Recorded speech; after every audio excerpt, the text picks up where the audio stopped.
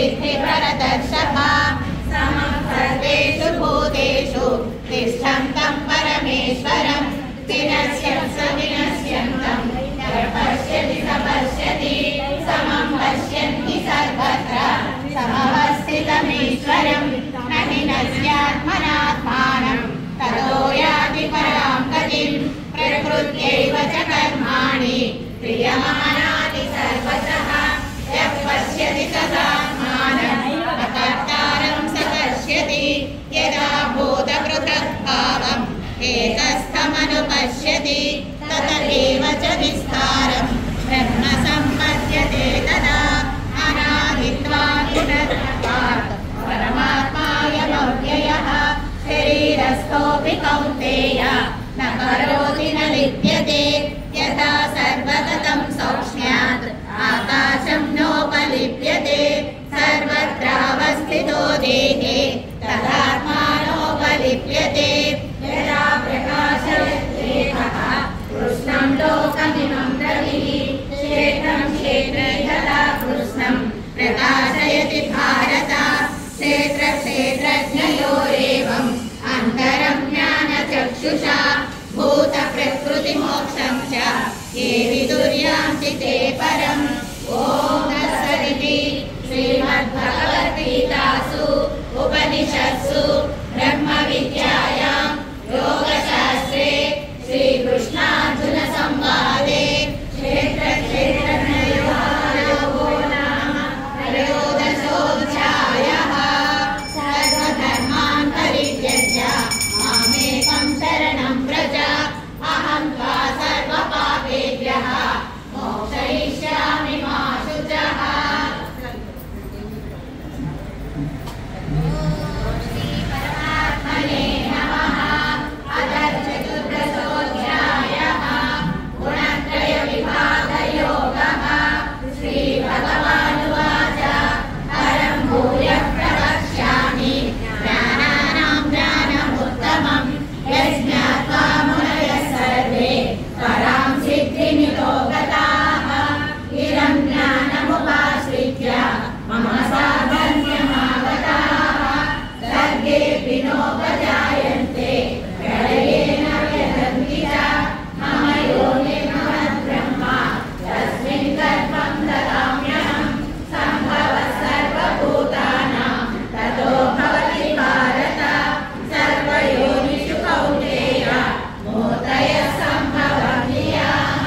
तासां ब्रह्म महद्योनिः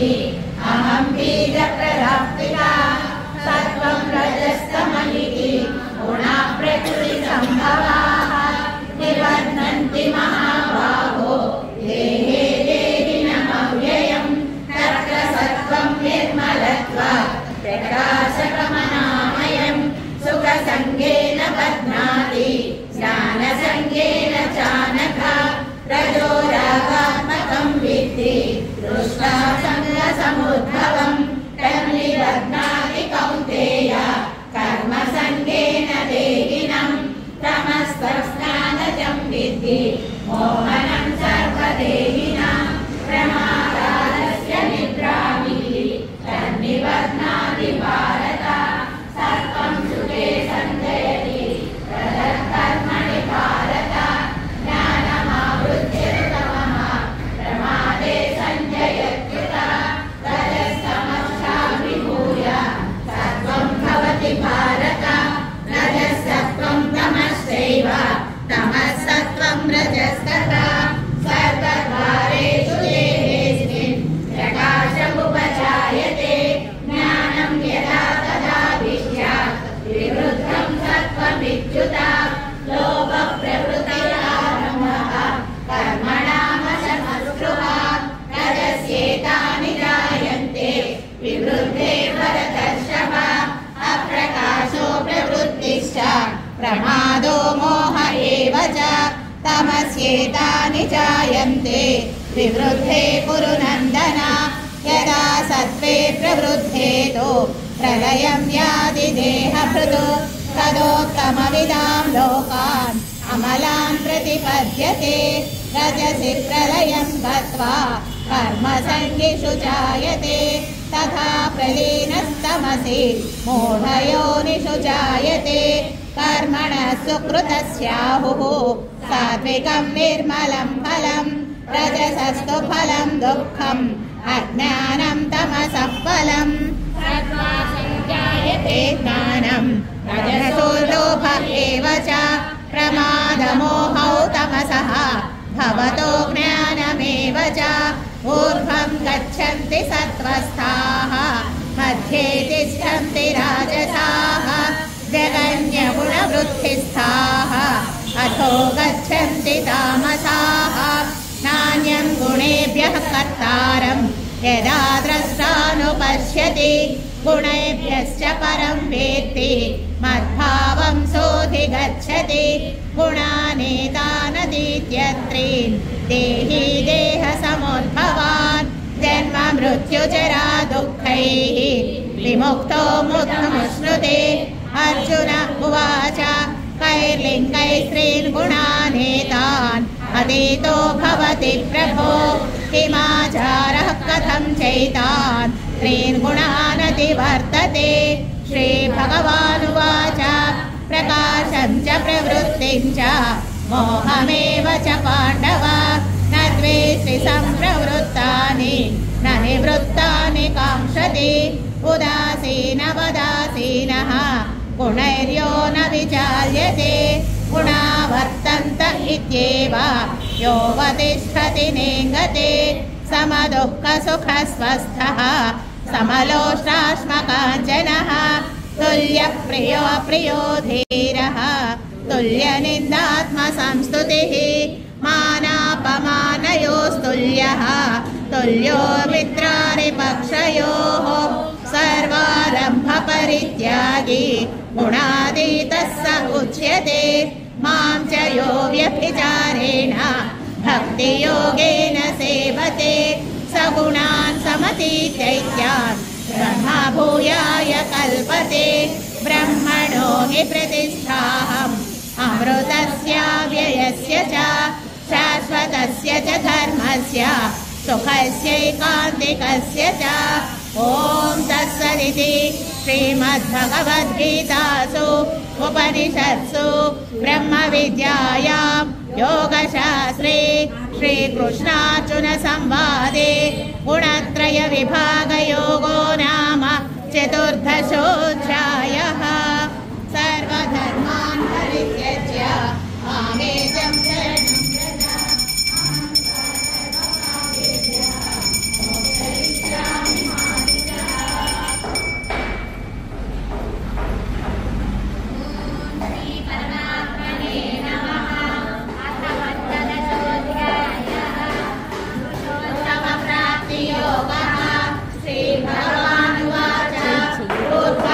शरणं अश्रद्धं प्राहुरव्ययं छन्दांसि यस्य वर्णानि यस्तं वेद स वेदविद् अधश्चोर्ध्वं प्रसृतास्तस्य शाखाः गुणप्रवृद्धा विषयप्रवालाः अधश्च मूलान्यनुसन्ततानि कर्मानुबन्धीनि मनुष्यलोके न रूपमस्येह तथोपलभ्यते नान्तो न चादिर्न च सम्प्रतिष्ठा अश्वत्थमेनं सुविरूढमूलम् अशङ्गशस्त्रेण दृढेन चित्वा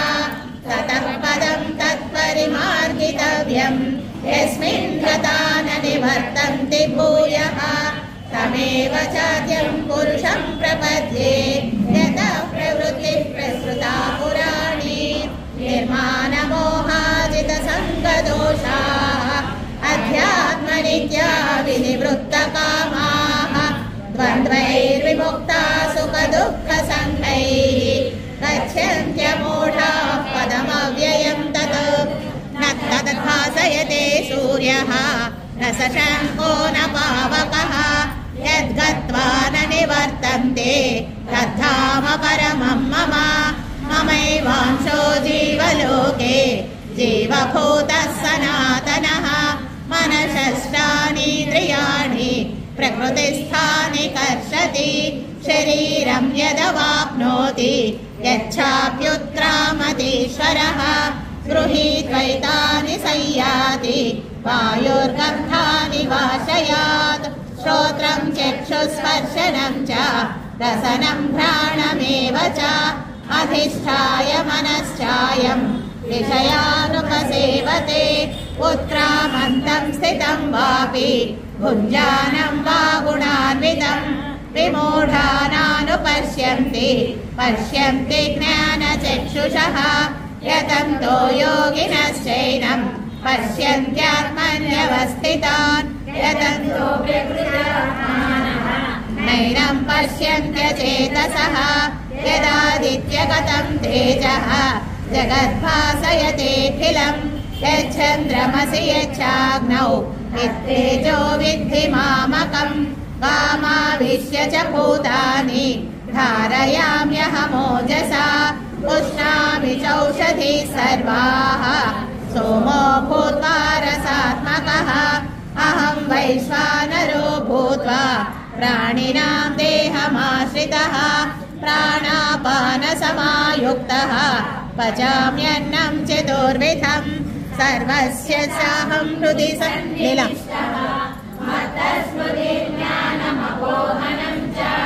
वेदैश्च सर्वैरहमेव वेद्यः वेदान्तकृद्वेदविदेव चाहं द्वाविमौ पुरुषौ लोके क्षरश्चाक्षर एव च क्षरः सर्वाणि भूतानि कूटस्थोऽक्षर उच्यते उत्तमः पुरुषस्त्वन्यः परमात्मेत्युदाहृतः यो लोकत्रयमाविश्य निवर्त्यव्यय ईश्वरः यस्माक्षरमतीतोऽहम् अक्षरादपि चोत्तमः अतोऽस्मि लोके वेदे च प्रथितः पुरुषोत्तमः यो मामेवमसम्मूढः जानाति पुरुषोत्तमम् स सर्वविद् भजति माम् सर्वभावेन भारत इति गुह्यतमं शास्त्रम् इदमुक्तं मया नघ एतद्बुद्ध्वा बुद्धिमान् स्यात् कृतकृत्यस्य भारत ॐ तत्सदिति श्रीमद्भगवद्गीतासु उपनिषत्सु ब्रह्मविद्यायां योगशास्त्रे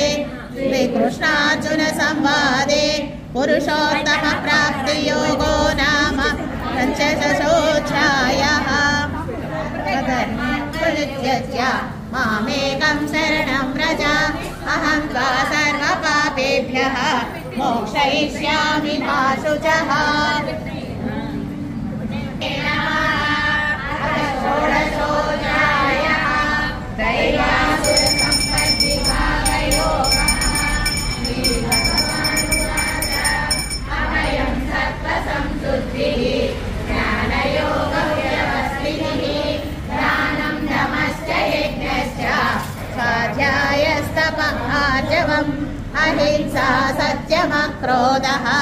त्यागः शान्तिरपैशुनम् दया भूतेष्वलोलुप्त्वम् मार्दवं वीरचापलम् तेजः क्षमा धृतिः शौचम् अद्रोहो नातिमानिता भवन्ति सम्पदं दैवीम् अभिजातस्य भारत दम्भो दर्पोऽभिमानश्च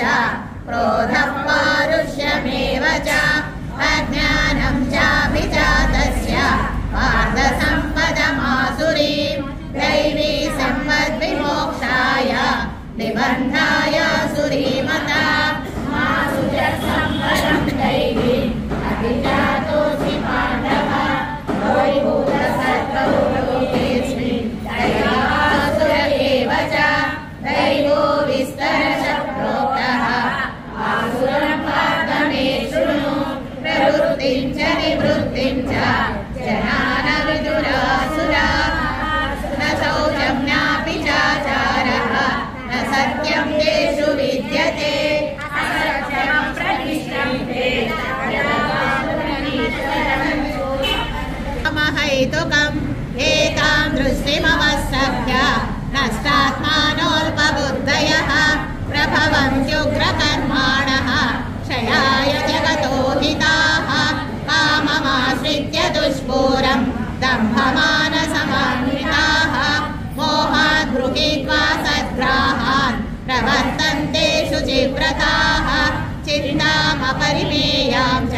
प्रलयान्तामुपाश्रिताः कामोपभोगपरमाः एतावदिति निश्चिताः आशापाशशतैर्बद्धाः कामक्रोधपरायणाः ईहन्ते कामभोगार्थम् अन्यायेनार्थसञ्चयात् इदमद्य मया लब्धम् इदम् वर्ते मनोरथम् इदमस्तीमपि मे भविष्यति पुनर्धनम् असौ मया हतः शत्रुः हनिष्ये चापरानपि ईश्वरोऽहमहं भोगी सिद्धोऽहं बलवान् सुखी आर्योऽभिजनवानस्मि कोऽन्योऽस्ति सदृशो मया यक्ष्ये दास्यामि मोदिष्ये विद्यज्ञानविमोहिताः अनेकचित्तविभ्रान्ताः मोहजालसमावृताः प्रसक्ताः कामभोगेषु पतन्ति नरकेषु च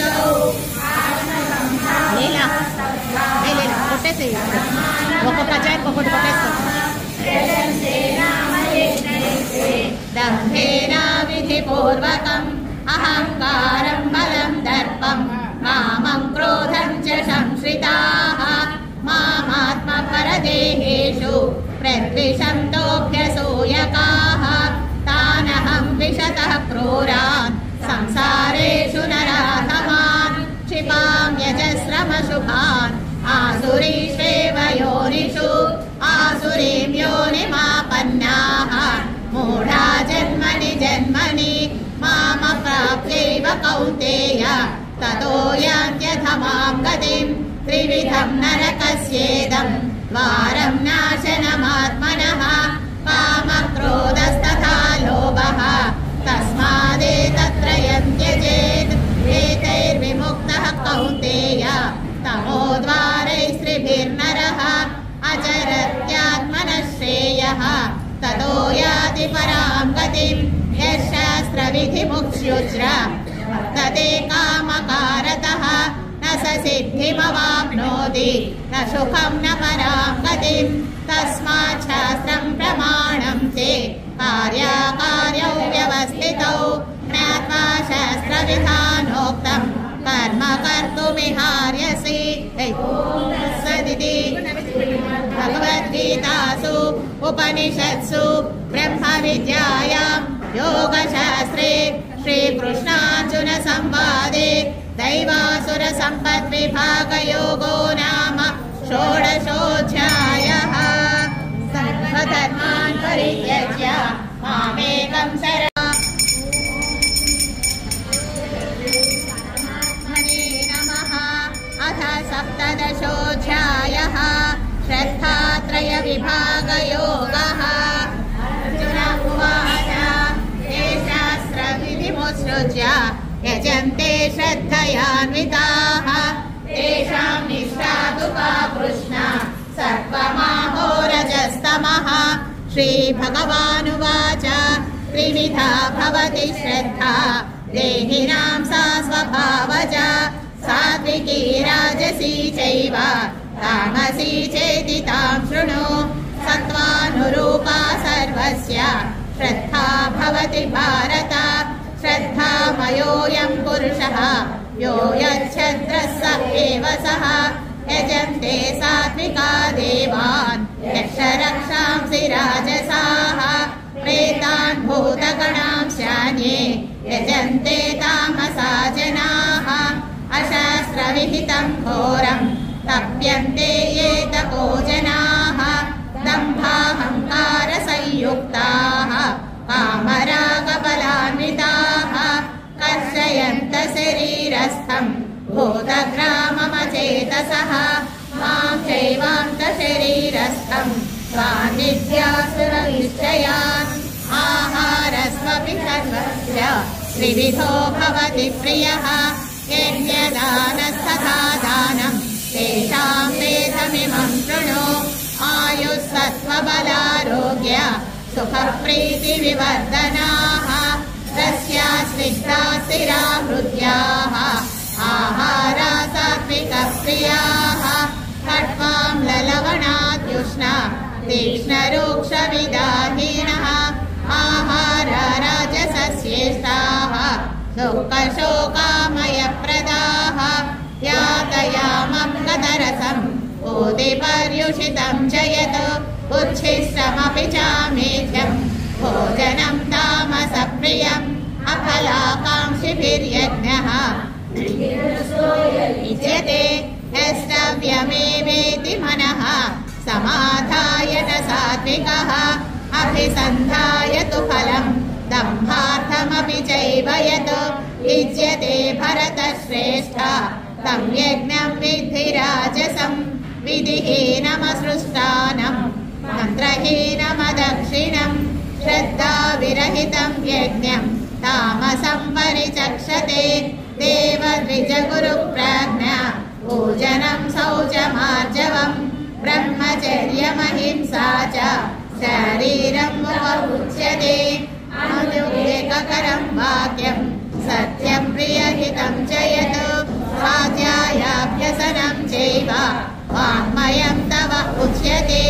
मनःप्रसादसौम्यत्वं मौनमात्मविनिग्रहः भावसंशुद्धिरित्येतत् तपोमानसमुच्यते श्रद्धया परया तप्तं तपस्त्रिविधं नरैः अफलाकाङ्क्षिभिर्युक्तैः सात्विकं परिचक्षते सत्कारमासपूजार्थं तपोदम्भेन चैव यत् क्रियते तदिह प्रोक्तं राजसं चलमध्रुवम् मूढग्राहेण आत्मनो यत् क्रीडया क्रियते तपः परस्योत्साधनार्थं वा तामसमुदाहृतं दातस्यमिति यद्दानं दीयतेनुपकारिणे देशे काले च पात्रे च तद्दानं सात्विकं स्मृतं यत्तु प्रत्युपकारार्थं फलमुद्दिश्य वा पुनः दीयते च परिक्लिष्टं तद्दानं राजसंस्मृतम् आदेशकाले यद्दानम् अपात्रेभ्यश्च दीयते असत्कृतमज्ञातं तत्तामसमुदाहृतम् ॐ तत्सदिति निर्देशः ब्रह्मणस्त्रिविधः स्मृतः ब्राह्मणास्तेन वेदाश्च यज्ञाश्च विहिताः परा तस्मायोमित्युदाहृत्य यज्ञदानतपः क्रियाः प्रवर्तन्ते विधानोक्ताः सततं ब्रह्मचारिणां तद्विसन्धाय फलं यज्ञतपः क्रियाः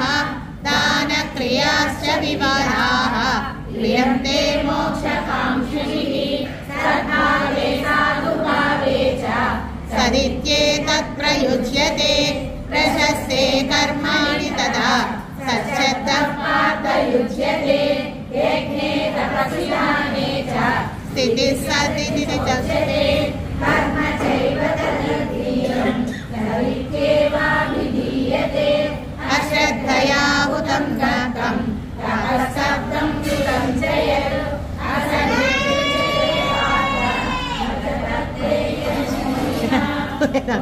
तत्सदिति श्रीमद्भगवद्गीतासु ब्रह्मविद्यायां योगशास्त्रे श्रीकृष्णार्जुनसंवादे श्रद्धात्रयविभागयोगो नाम सप्तोदशोऽध्यायः।